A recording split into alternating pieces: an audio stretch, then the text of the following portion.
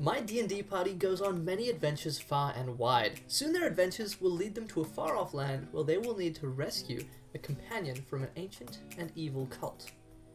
This project began with some planning. Now, planning is usually the key to success, but I find myself a bit lazy with it because I always just want to get started straight away.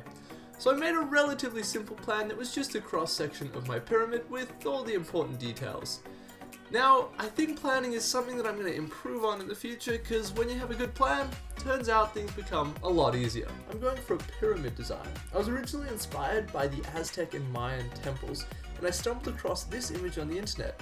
Well, it turns out this wasn't Aztec or Mayan. This temple was actually Japanese? What? Hold up. Turns out it holds the Indiana Jones ride in Disney World, Japan. Alright, so maybe not the most authentic inspiration, but I think it looks pretty cool, so let's get into it. I'm working with XPS foam, the most amazing material for making terrain ever. I began by cutting a whole bunch of strips with a 60-degree cut. To make sure it was exactly 60 degrees, I did a little bit of trigonometry. After cutting out a whole bunch of pieces to 60 degrees, I cut each piece to its desired length and cut 45 degrees off the corner. This way, they'll fit together perfectly. Well, they were supposed to fit together perfectly, and they were almost there. There's a couple gaps here and there, but I'm not worried about this. Before I glue anything together, I need to add some texture. Adding texture to foam is super easy, but it does take a lot of time. I measure out some lines on one piece first, and use that piece as a guide for all of my future pieces so that all of the stonework is consistent. Then I go in and I mark these with a Sharpie, and then keeping inside the Sharpie line, I score each line with my blade. I scored in each individual brick next. I cut them in arbitrary lengths and tried to have each brick slightly different. I wanted to look more natural and like it was built by a more primitive civilization, rather than having every brick the exact same size as you would see in most castles, for example. I went over all of these scored lines with a dull mechanical pencil, just beveling all the edges so the lines stand out. If you do this without scoring it in with the blade first, it doesn't work as well and it generally tears the foam, although it is a lot faster. To add texture, I took a stone from my garden and I rolled it all over the bricks. This adds heaps of tiny details. These are the kind of details that my Ender 5 and even my Resin 3D printer can't get anywhere near replicating. You can only make this kind of stuff by hand.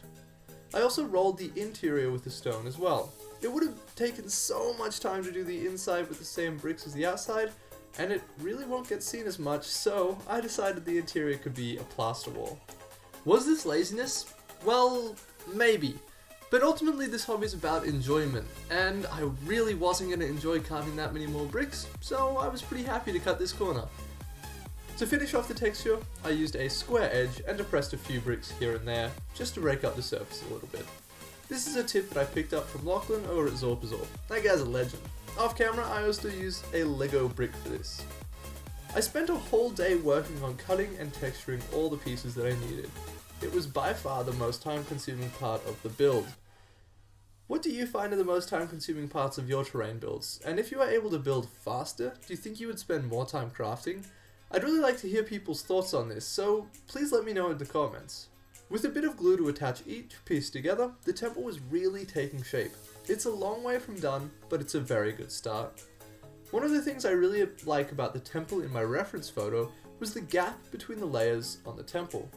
I added that in by cutting some strips and giving them a super quick texture and gluing them in. Whenever I'm making square things like this, I'll generally just cut a longer section, glue it down, and then cut off the extra length, just to make sure everything's perfect. This is the temple with the spaces added in. As you can see, it looks a lot more interesting than it did before, and another benefit of these pieces is there's a couple areas where it didn't line up perfectly, and this helps hide that. Now this leads into a big issue that I have.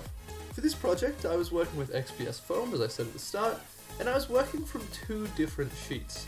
These boards are supposed to be 50mm thick. When the pyramid wasn't square, I went back and I measured each sheet. Turns out one was 48mm and one was 52mm. I'd never noticed this before. For next time, I'm just going to be a lot more careful and make sure to measure each piece a lot more precisely, and I think I'll try my best just to work off one single sheet of foam so that everything's consistent. To add a floor to the temple, I traced out the bottom layer and used that as a guide on how to cut these pieces. Ideally, I would have been able to work directly off my plan for this, but since a couple things hadn't lined up perfectly, I thought I'd play it safe and just base it what I'd actually built instead of what I was planning on building. I cut 6 1cm strips and glued them together to make a big sheet. So that the build would have a grid for players to move their models on, I decided to do big, square stone flagstones for the texture of the base. Now this is pretty much the easiest texture possible. I scored it and beveled it with a pencil, and then rolled it with a rock, exactly like how I did with the outside of the temple, but a lot more simple for this one. And finally, I just glued this into the base layer. I made a second floor to go on the third layer of the temple so that it's 2 stories. I could have done a floor per level, but that would have resulted in the ceilings for each level being only big enough for a halfling. And because, unfortunately, not every player in my party is a halfling, well, I need the extra space then. For the third layer, I needed a gap so that I could put a ladder down, allowing models to go from layer to layer. When I cut this out, I broke out the whole entire floor accidentally. That's what happens when it doesn't really fit and there's not a whole lot of contact for the glue. But that's alright, I'm not worried about this still, because our next step is gluing it back in, and then filling all of those gaps with just offcuts, and let's bring out this Plaster of Paris. This is one of my favorite crafting tools and I've used it a heap recently. I mixed up a batch. I didn't add much water, so it was more of a thick paste rather than a liquid. I slapped it on every gap and imperfection, and trust me, there were a lot of gaps and imperfections. I did a rough initial coat and left it for a few minutes to harden up, and then came back to it and I smoothed it out a bit. This stuff works so well and it's super easy to work with and it looks so good. It has the perfect amount of texture, and when it gets some paint on it, it perfectly blends. So I used it to go over all of the seams in my foam, and you'll see when it's painted that this looks really, really good, and it's super easy to do. I definitely recommend getting some. I need a staircase going up the side of the temple. Every Mayan or Aztec pyramid has a staircase, and it's one of their most clear design aesthetics.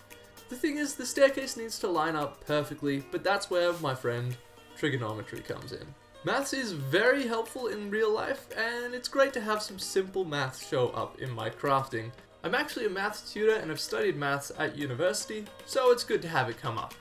I cut out the staircase piece, and I made each of the steps really large enough for a model's base to fit. Now, it might not look as pretty as having nice small stairs, but it's a lot more practical because now I can actually place the models on them. Oftentimes I see stairs that are super tiny and they look really, really good, but they just aren't practical. With it all cut out, I started to add some texture to it. I decided the steps would be large flagstones. Pretty much any time you see me doing large bricks, it's because I couldn't be bothered making them any smaller. The smaller they are, the longer it takes. So at the moment, we're only up to 415 subscribers. Now, a video like this takes about 4 days of work to make, so if you could consider subscribing and showing your support to the channel, I would really appreciate that so that I can keep going and making more videos like this one. Also, I want to start a discussion in the comments. What are your favorite materials for crafting? Let me know and I'll get back to you, and maybe we can learn about some materials that are better than we thought or that we just hadn't used before. Let's get back to the video. Thanks for watching, guys. The temple is coming together really well. I wasn't sure what to include on the top of the temple. The ones that I've looked up online have a little room on top, but I wanted mine to be more open, and I imagine having large crowds staring up at the sacrifice about to take place. I thought of making a big effigy. My approach was drawing it out in Sharpie, and then carving it in. I'd never done this before, and I didn't really commit to it too hard, so it ended up looking genuinely terrible. I canned that idea. Doing more detailed carving is something I'll come back to in the future, but at this point I was itching to get this project done. I opted for a relatively simple 4-pillared roof instead. I carved this up in just a few minutes and I liked how it looked. It was painting time. Wow, I really splurged on this project and I actually bought some paint that was the exact color that I wanted. Generally, I'll just mix what I have and it looks alright. I chose this sandstone color rather than a grey, and I used a big brush and diluted the paint with plenty of water, and I smashed this out pretty quickly. I left it in the sun, and that cures paint super fast. Once that dried, I got a dry brush of my sandstone color, mixed with some white. I let that dry in the sun, and then I mixed up a dark brown wash. It was just a combination of water, black paint, brown paint, and a drop of soap. I covered the whole entire thing with a super big brush, making the step very fast, and once again took it outside to dry. I've done washes like this on cold, miserable days, and it can take all night to dry, whereas in the sun it only took about 20 minutes. It's a huge difference. With that, the paint job's completed. The whole thing was just one colour, which is a bit plain to me, so I added some PVA glue and sprinkled some flock on, so it looks like there's vegetation and vines growing up the temple. This really helped break it up and made it look a lot better. The last part of the build was taking some super thin strips of foam, stabbing some toothpicks through them, and spraying them silver. This makes the cage where the cult stores the sacrifice before the ceremony is ready, and it's going to be holding the model that my party needs to rescue in this adventure. And finally, our build is complete. The interior got decorated with heaps of furniture, including a bed for the high priest, heaps of bookcases, heaps of crates and barrels that the community that lives around the temple can store their harvests in. This build was a heap of fun, and I'm really keen to use it in game. It ended up being a lot more challenging of a build than I was expecting. I thought it looked like a relatively simple shape, so should have been relatively simple, but with the amount of angles that I had to cut in, as well as a few errors, and the foam not being the thickness that I was expecting, it didn't really go as planned, but I'm still really happy with the result. As always guys, please let me know what you want to see next. My next terrain building video that's going to come out is how to make ruined villages. Also, I'm going to be playing a D&D game with this piece in just a couple weeks, so please look out for that video. And until next time, keep crafting!